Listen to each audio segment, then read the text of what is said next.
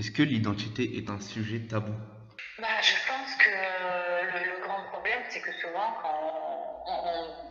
par exemple, les États comme la France, l'Italie, etc., ils veulent bien parler d'identité nationale, donc l'identité des Français et des Italiens, mais ils perçoivent tout de suite comme communautarisme l'identité des autres populations qui habitent dans le même pays. Donc en fait, c'est ça le problème, c'est que c'est pour ça que je demande c'est pour qui, parce qu'effectivement, ça dépend quand les personnes, souvent, quand l'identité les concerne personnellement, ils sont pour la nommer. Mais après, quand il faut l'attribuer aussi aux autres, ça fait un peu peur parce qu'on a l'idée de d'identité qui se confrontent, qui s'affrontent. Et alors, comme je disais au début de l'interview, pour moi, le problème de l'identité, c'est que souvent, elle est perçue comme une espèce de tout homogène, fixe, presque qui ne subit pas de changement historique. Le problème, c'est que c'est un mot qui a été mal utilisé, qui a été mal connoté. Et donc, voilà, personnellement, ce n'est pas un mot auquel je suis particulièrement attachée, dans le sens où si on lui donne la liberté d'être une identité changeante, d'être une identité mouvante, ça, je veux bien. Par contre, si elle reste avec l'acception qui exclut l'autre parce qu'il faut absolument voilà, se construire dans une espèce d'autoconscience qui affronte l'autoconscience et il n'y a pas de dialogue possible, ça j'aime pas du tout. Par contre, ce que je trouve intéressant, c'est par exemple de se dire que dans toutes ces identités, la différence est quelque chose de positif. C'est-à-dire qu'on est tous égaux, mais on est tous différents. Et cette différence, il faut l'accepter. Il faut aussi dire que c'est une différence aujourd'hui. Demain, il peut y avoir beaucoup plus de points en commun. Après-demain, à nouveau, avoir beaucoup de choses différentes. Le fait d'accepter l'altérité, c'est quelque chose de très important. Et je crains que parfois, dans l'identité, il y ait une difficulté à faire ce mouvement vers l'autre, en fait. Non, non, je vois bien. Et en plus, c'est intéressant parce que j'allais répondre avec un mot que vous avez utilisé, c'est le mot place. Parce que effectivement, c'est un mot qui m'est cher parce que tous les personnages de mon livre essayent justement de trouver une place et dans la société sénégalaise et dans la société française et en partie mineure dans la société italienne et surtout une place dans leur famille. Donc c'est aussi ce côté-là qui est important parce que l'identité dont souvent les gens m'ont parlé par rapport à mon roman, c'est à mon avis une thématique qui a la même importance que celle de la place que vous venez de nommer. Donc c'est vrai que ouais, c'est important de trouver sa place et pour répondre précisément à la question, en fait mes personnages, ils ne se posent pas vraiment la question de qu'est-ce qu'ils peuvent apporter à un pays ou à l'autre, mais plutôt de qu'est-ce que ces pays peuvent leur apporter pour justement arriver à être quelqu'un de multiple, quelqu'un de varié. Enfin, c'était vraiment ça aussi leur questionnement. Ils sont en construction en fait. Ils ne sont pas encore en mesure de comprendre quel est cet apport qu'ils peuvent donner. Parce qu'en fait, vous le voyez bien, souvent ils sont déçus aussi par le fait que le monde ne les reconnaisse pas par rapport à ce que eux ils essayent de montrer. Donc voilà, c'est plutôt on va dire ce qu'ils arrivent à absorber les deux sociétés pour se construire et peut-être plus tard aussi de se dire qu'est-ce que je peux apporter. Donc, comment vit-on avec trois cultures différentes? Personnellement, en tout cas, pour ce qui me concerne, très bien, parce que je fais ma sauce tous les jours. C'est riche, ça m'amène à être dans un questionnement quotidien, des réflexions, même par rapport à l'éducation de mon enfant, par rapport à plein de choses. C'est vrai que voilà, je fais ma cuisine tous les jours, on va dire, parce qu'il y a plein de choses différentes qui s'entremêlent et je choisis qu'est-ce que je garde, qu'est-ce que je laisse. Et on ne peut pas tout tout amener. Hein. Il y a un équilibre qu'on peut trouver. Souvent, quand on est plus, par exemple, quand on est métissé, souvent on est plus attaché, par exemple, je sais pas, quand on est, je vais dire un exemple, malien ou ivoirien, peut-être on aura peut-être un petit côté de préférence pour le Mali, mais on va pas faire l'équilibre entre les deux origines, donc on va oublier un peu le côté ivoirien, par exemple.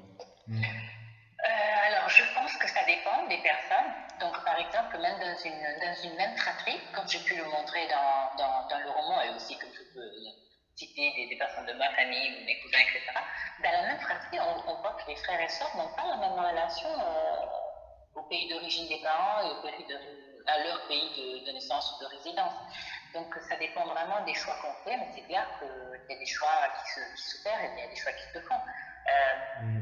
Par exemple, moi, le fait d'avoir migré de l'Italie à la France m'a fait apercevoir avec plus d'acuité mon côté italien, chose que je ne voyais absolument pas quand j'étais en Italie.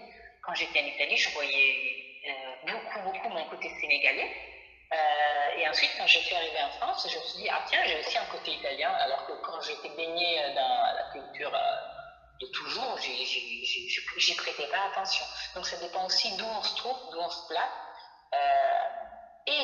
géographiquement et dans notre vie, parce que c'est différent de l'aperçu qu'on peut avoir à 20 ans et à 30 ans, à 40 ans.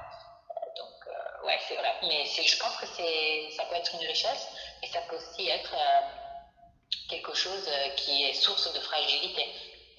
Donc parce que parfois, justement, on peut se sentir un peu perdu, parce que si on ne sait pas si en fait l'image qu'on a de nous, et justement, on doit toujours se battre avec celle que les autres nous renvoient, il faut savoir se renforcer, il faut savoir. C'est pour ça que je montre aussi comment un sourd commence à faire des lectures et se dit il faut que je rende ma pensée un peu plus solide, il faut que je me crée des réponses à moi, et comme ça je pourrais aussi en donner aux autres. C'est toujours une relation aussi avec la société dans laquelle on est. Et que voulez-vous incarner dans la psychologie des personnages? Je ne sais pas, chaque personnage a sa psychologie. En fait, quand j'ai commencé à écrire ce roman, c'était parce que vraiment, je vivais avec deux voix qui m'habitaient énormément. Et donc, c'était la voix de Penda et d'Estelle. Par exemple, je faisais mes courses, je faisais des balades, et je pensais à qu'est-ce qu'elles pensaient. Et je me dis, mais c'est pas possible, ces personnages, je dois les écrire. Donc, j'ai commencé à les écrire. Et au début, Estelle représentait un personnage tourmenté et Penda un personnage nostalgique. On le voit bien dans son journal intime, c'est la nostalgie, le sentiment qui lui permet d'analyser quelle était sa vie, son passé, etc. Donc au début c'était ça. Après, au fur et à mesure, les personnages se sont complexifiés dans ma tête, donc aussi à l'écrit, et voilà, ils veulent incarner des femmes et des hommes qui se cherchent en fait. Je pense que c'est ça. Est-ce que le passé nous rattrape tôt ou tard? Je crois bien que oui, en fait. Mais je pense aussi que c'est surtout nous qui l'attrapions pour régler son compte au passé, en fait. Je pense qu'à un moment donné, on se dit, attends, là, il y a un truc qu'il faut quand même voir, mieux comprendre. Et donc, nous, on s'adresse au passé, en fait. Je pense que beaucoup de gens le font. Après, tôt ou tard, comme vous l'avez dit. Hein. Mais pourtant, il y a certaines personnes qui ont réussi à rester dans l'ignorance. Genre, par exemple, moi je connais une famille, par exemple, comment expliquer, la mère, elle avait lâché son fils à 1 an, et du coup, bah, elle a quand même réussi à garder pendant 20 ans. Elle a dénigré carrément même son fils, et elle continue toujours à le dénigrer. Oui, mais ça ne veut pas dire que cette femme n'est pas restée hantée, ou qu'elle ne soit pas hantée dans son intime par le fait d'avoir fait cet acte. Quand on parle de passé qui nous rattrape, on ne parle pas forcément, à mon avis, d'actions qui sont directement des conséquences de ce passé. Quand on dit, pour moi, c'est est-ce que le passé nous hante ou pas? Est-ce que le passé, c'est pas quelque chose que parfois soit nous aide à avancer, soit nous empêche d'avancer comme on le voudrait? Moi, je pense que le passé, surtout si c'est un passé comme dans cette histoire qu'on m'a racontée, conscient, c'est pas quelque chose c'est pas de la psychogénéalogie transgénérationnelle, mais c'est une personne qui a fait un acte. Je pense qu'elle vit avec son acte, et ça, c'est être rattrapé tous les jours. C'est un grand châtiment, dans le sens où, voilà, je pense que quand même, il y a des choses comme ça que vous venez de dire qu'on ne peut pas ignorer. On peut les dénier, on peut les nier face aux autres, mais à l'intérieur de soi, c'est impossible. Donc, quel est votre rapport à la littérature? Je pense que la littérature littérature, c'est quelque chose qui nous accompagne dans la vie, enfin pour les lecteurs, les personnes qui aiment la littérature, et qui nous aide à avancer dans le sens où c'est une vie parallèle pour moi. C'est-à-dire que lire un livre, c'est toujours avoir plusieurs vies. C'est-à-dire grâce au livre, on peut vivre sa vie et en avoir d'autres à côté. Moi, je suis quelqu'un, quand je lis des livres, si je les aime, je les vis pleinement.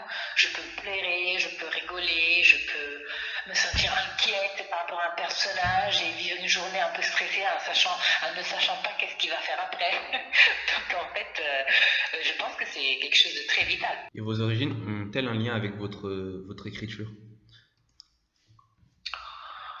Euh, mes origines, non, je ne pense pas particulièrement. Après, si on parle des origines familiales, de noyau familial récent, on va dire ma mère, mon père, bah, effectivement, ma mère a toujours aimé lire, donc j'ai toujours eu dans mes origines familiales des livres à la maison, une bibliothèque que j'ai pu consulter. C'est vrai que dans ce sens, oui, mais après, je suis la première de ma famille à avoir écrit un roman ou la première à écrire des nouvelles. Voilà, je pense que j'ai pioché un peu où je pouvais. Et c'est vrai aussi que je me suis nourrie dans mon écriture plus des questionnements de la culture sénégalaise, pour l'instant en tout cas, que de celle italienne. Parce que ce qui m'intéressait, c'était aussi écrire, en fait, fixer sur papier des histoires qui n'étaient pas forcément soit valorisées dans l'univers occidental, soit connues en fait, tout simplement. Mhm. Et pour vous, quelle est l'importance des origines? Bah, celle qu'on lui donne. C'est-à-dire qu'il y a des personnes qui décident de ne pas particulièrement leur en donner, mais les origines sont là, elles sont toujours présentes. Elles sont inscrites dans nos visages, dans nos habitudes, si elles viennent d'une culture autre que celle du pays dont on réside. Et aussi, si on est italien ou bien d'Italie, eh bien, on se rendra compte de ses origines quand on va migrer ailleurs. Vous voyez? Donc c'est souvent, comme je disais tout à l'heure, c'est souvent les origines, elles prennent leur importance quand on se déplace, quand on voyage, quand on est très ouvert, ou si on côtoie des personnes d'univers différents. C'est là que les origines prennent leur importance, je pense. Et du coup, deux autres questions, mais ça n'a rien à voir avec les origines. Comment trouver sa réelle personne? Bah ouais, tu parles oracle, hein. Ouais, je sais pas, ouais, si je le savais, ça serait bien. Franchement, je ne sais pas. Comme tout le monde, en continuant à se chercher, je pense. J'ai pas de réponse. C'est le fait de se questionner toujours qui a une bonne gymnastique pour trouver sa réelle personne, je pense. Mais je pense que même si vous demandez ça à une personne de 90 ans, elle va pas être sûre qu'elle est la C'est personne sûr. qu'elle croyait d'être, hein. Et du coup, en quoi le livre est autobiographique? Jusqu'où c'est Alors, vrai. alors les côtés autobiographiques sont plutôt les lieux, c'est-à-dire que j'ai décrit une réalité parisienne que je connais bien, enfin, que j'ai côtoyée, que j'ai fréquentée, que j'ai habité pas mal de temps. Donc c'est vrai que je parle soit de bars, soit de parcs, soit de rues dans lesquelles j'ai plongé pendant des années. Et donc c'est ça le côté autobiographique. Après, bien sûr, le fait qu'il y a trois pays qui sont un peu valorisés, l'Italie, la France et le Sénégal, bien sûr, c'est autobiographique. Je ne parle pas du Japon, de la Thaïlande. Donc en fait, c'est clair que ce côté-là. Après, voilà, je pense que ça s'arrête là parce qu'ensuite, il faut savoir que dans l'écriture, on pioche un peu dans son quotidien et chez les gens qu'on côtoie. Donc je ne sais pas si ça c'est autobiographique ou pas, parce que parfois il y a des personnes qu'on rencontre un après-midi et ils deviennent des personnages capitaux du roman, et d'autres qu'on voit tous les jours et que au final ne rentreront pas dans le roman ou seront des personnages secondaires. Donc ça, c'est clair qu'on écrit en étant nous-mêmes. Donc on peut pas, on prend et on invente, mais on invente toujours à partir de la réalité, parce qu'on est des êtres humains. Hmm. D'accord, bah c'était la dernière question du coup. Merci en tout cas.